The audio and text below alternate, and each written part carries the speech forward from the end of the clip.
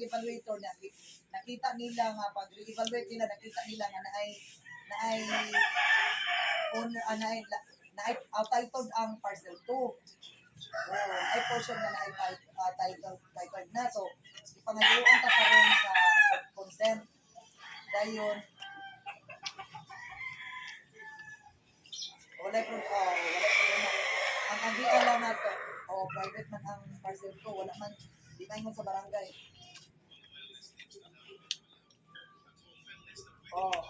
Na naman to sa barangay. Gi-appeal naman to nato. Ang kanilang yung karon, ani na lang, ino na lang ako kuya nga, kung pwede itagaan man until Friday, tagbo na po sila ugma puhon. Dili sa iligan. Ilang gastuhan lang sila sa expenses.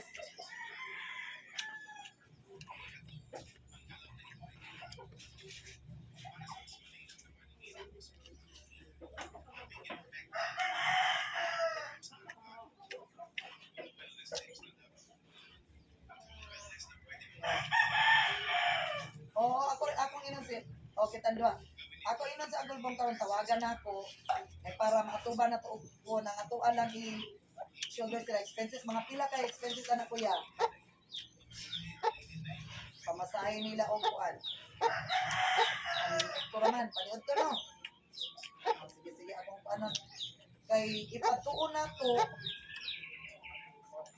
Kung atuon or pwede pa atuon na to. Fuel lang ato pangayoon o kuan.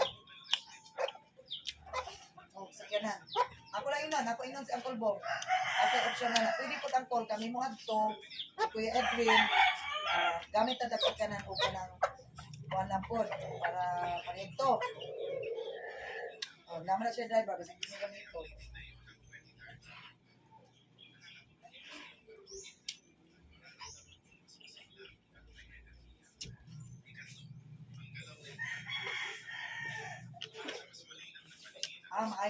okay sige ako inon dito na lang.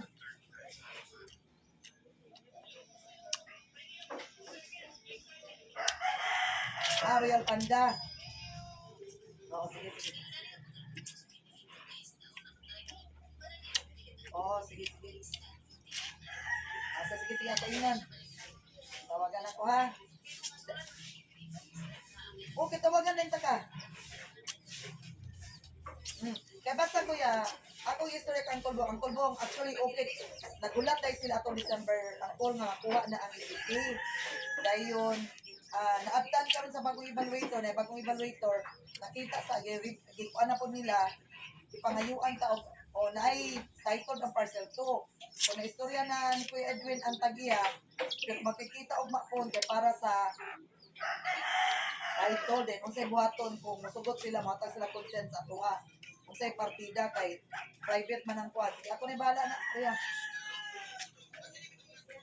Usually kuya kanang di ba kanang muagis ila naaman sila per kuan na di ba kanang familiar man ka anak kung unsay kuan di ba?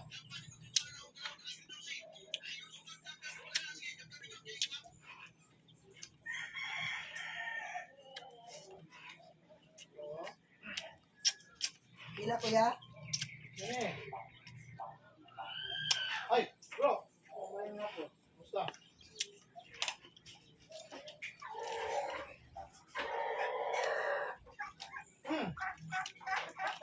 Agian, padulong sa main road. So pila man kay bayadan kuya kung sa diri sa tuwa mas barato man ang ila. At least i-pattern na to di sa tuwa ba. Wala kayo sa kailan guys. Sige. 20,000 per hectare.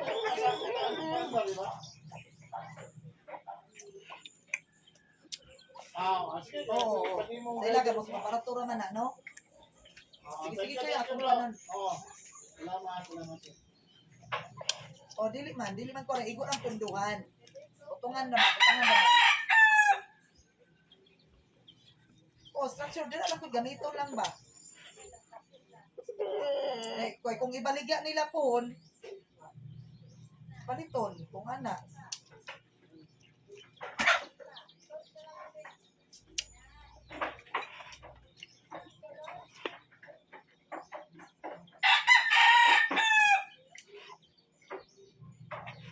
5 years kay Isaac man kuya.